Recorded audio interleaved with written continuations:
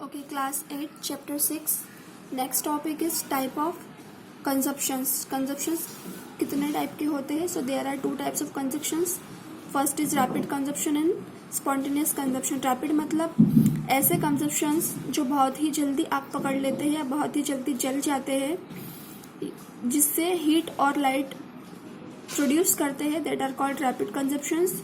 और ऐसे कंजप्शंस जो बिना किसी हस्तक्षेप के या बिना किसी रीजन के अपने आप खुद ही जलना स्टार्ट कर देते हैं या खुद ही जल जाते हैं, that is called spontaneous consumptions.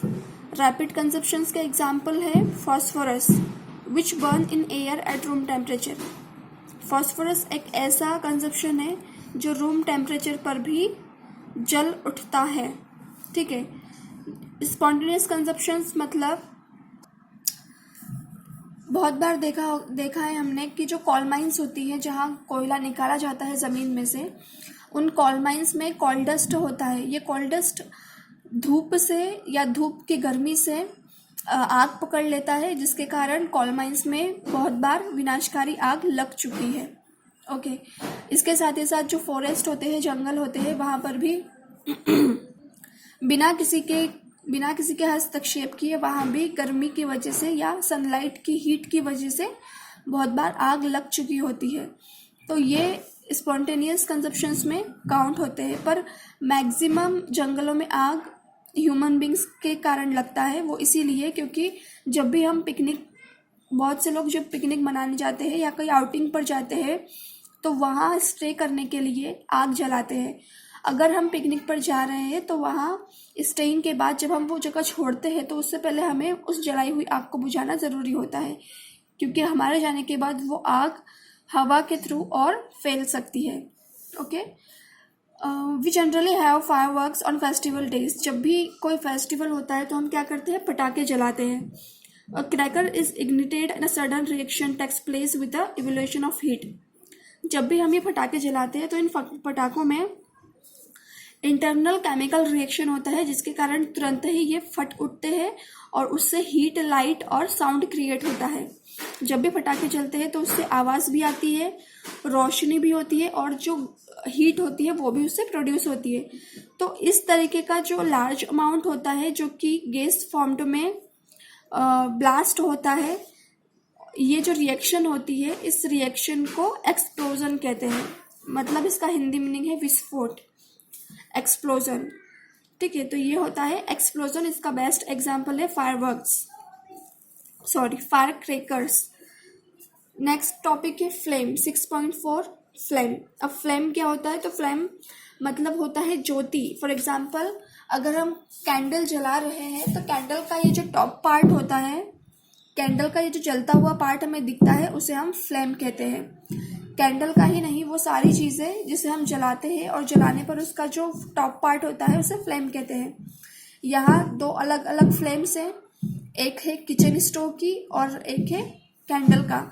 यहाँ दोनों का जो फ्लेम है, दोनों का कलर अलग अलग है. तो दोनों का कलर अलग अलग क्यों है? क्योंकि दोनों में जो फ्यूल है वो अलग अलग है. That's why their colours are different.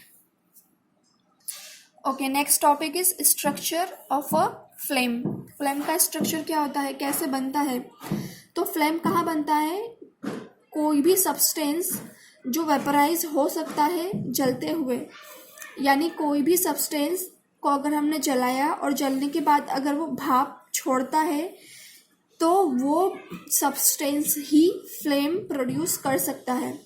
For example अगर हम केरोसिन ऑयल या मॉल्टन वैक्स यानी पिघला हुआ मोम, अगर हम इन दोनों को जलाते हैं तो जलाने के बाद क्या होगा? केरोसिन ऑयल और ये वैक्स भाप बनने लगेगा और भाप बनते हुए धीरे धीरे ऊपर उठता है.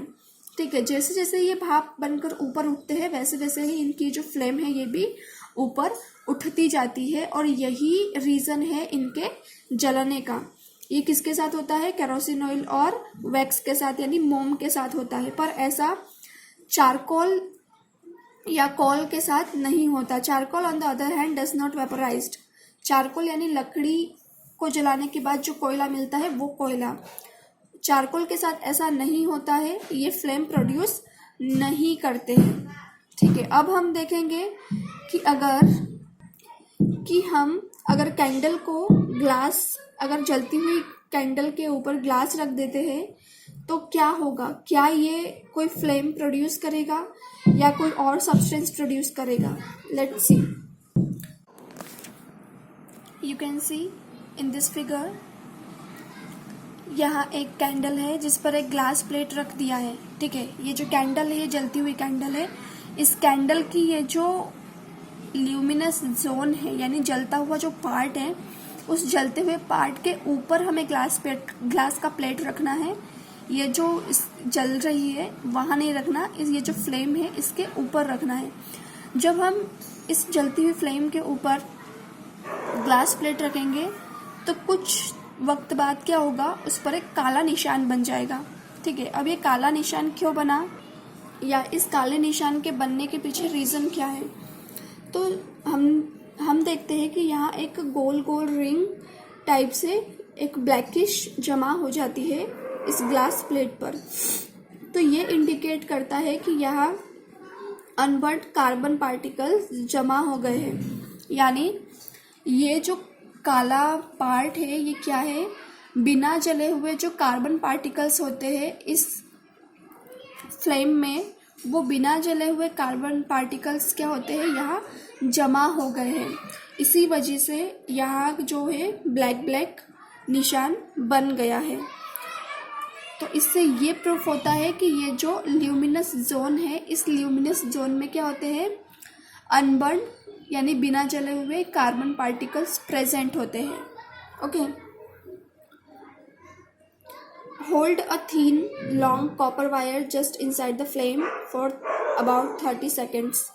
कुछ सेकंड्स के लिए कॉपर का एक वायर लेते हैं विद द हेल्प ऑफ चिमटा और उसे हम इस फ्लेम पर रख देते हैं कुछ सेकंड्स के लिए। तो क्या होगा, अगर कुछ देर बाद हम देखेंगे तो वो पार्ट जो इस फ्लेम के अंदर था वो पार्ट क्या हो जाएगा, रेड हो जाएगा और गर्म हो जाएगा, बहुत ज़्यादा हीट हो जाएगा, उसमें हीट बहुत ज़्यादा हो जाएगी। तो ये क्या इंडिकेट करता है, ये इंडिकेट करता है कि ये जो फ्लेम है इसका ये जो टेम्परेचर है, ये यहाँ इसका ये जो मिडिल का टेम्परेचर है ये बहुत ज़्यादा होता है।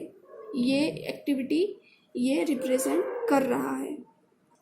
ओके, यहाँ कैंडल के अलग अलग जोन दिए हुए हैं कि कहाँ सबसे ज़्यादा हीट होता है, कहाँ सबसे ज़्यादा गर्म होता है। तो ये एक वैक्स कैंडल है, मोम की कैंडल है।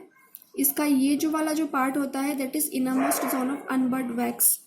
ये सबसे अंदर का पार्ट होता है जो कि बिना जले हुए मोम का पार्ट होता है जो कि ब्लैक होता है। इसके जस्ट ऊपर आता है लीस्ट हॉट, यानी यहाँ पर सबसे कम गर्म होती है ये जो फ्लेम है, यहाँ सबसे कम गर्म होती है। उसके बाद आता है middle zone of partial combustion. अब ये जो पार्ट है यहाँ कंबशन स्टार्ट होता है, यानी जो जलना होता है वो स्टार्ट होता है, पर ये स्टार्टिंग होती है। उसके बाद आता है मॉडरेटेड हॉट, यानी लीस्ट हॉट से थोड़ा ज़्यादा गर्म इस पोजीशन पर होता है।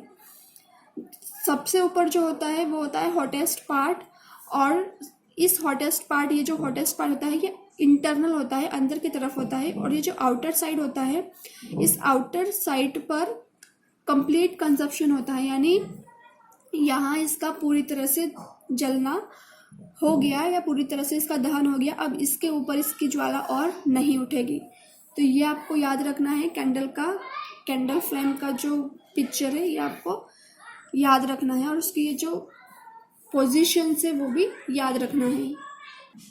ओके, इसी बेसिस पर, यानी ये जो फ्लेम होती है, ये फ्लेम कहाँ ज़्यादा गर्म होती है, कहाँ कम गर्म होती है, इसी बेसिस पर ये जो गोल्ड स्मिथ्स होते हैं, सुनार लोग जो होते हैं, वो इसी बेसिस पर एक ट्यूब के थ्रू हीट प्रोवाइड करते हैं किसे, ज्वेलरीज को।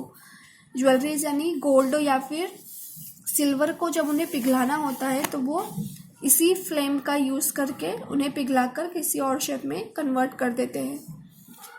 Next is what is fuel.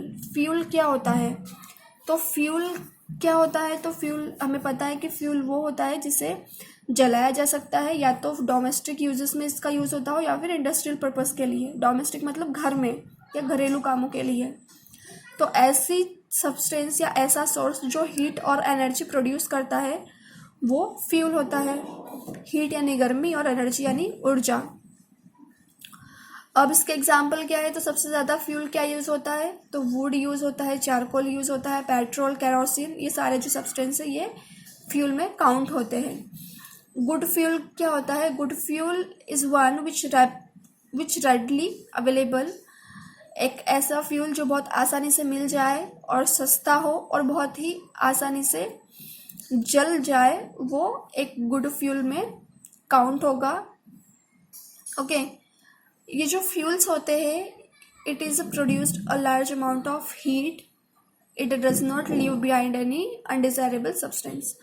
Good fuel जो होते हैं, गुड फ्यूल्स में लार्ज अमाउंट ऑफ हीट होता है, यानी जलने पर ये बहुत ज़्यादा हीट प्रोड्यूस करे, साथ ही साथ ये जलने के बाद ऐसा कोई अनवांटेड सब्सटेंस ना छोड़े जो कि इन्वायरमेंट के लिए हार्मफुल होगा। तो अगर ऐसा कोई फ्यूल आपके पास हो तो वो गुड फ्यूल होगा, या उसे गुड फ्यूल कहा जा सकता है। There is probably no fuel that is considered the ideal fuel. और हमारे पास जितने भी फ्यूल्स अवेलेबल है उन सब में से कोई भी आइडियल फ्यूल नहीं है, क्योंकि हर फ्यूल छोटे ना छोटे फॉर्म में अनवांटेड सब्सटेंस क्रिएट करता ही है। मतलब जो चीज़ें हार्मफुल होती है या जो सब्सटेंस हार्मफुल होते हैं वो हर फ्यूल जलने के बाद क्रिएट करता ही है, इसलिए हमारे पास कोई आइडियल फ्यूल अभी तक नहीं आया है। ओके, तो ये हो गया आपका फ्यूल क्या होता है, फ्यूल के एग्जाम्पल और गुड फ्यूल में क्या क्या क्वालिटीज़ होनी चाहिए। ये सारा एक्सप्लेनेशन इस पार्ट में गिवन है।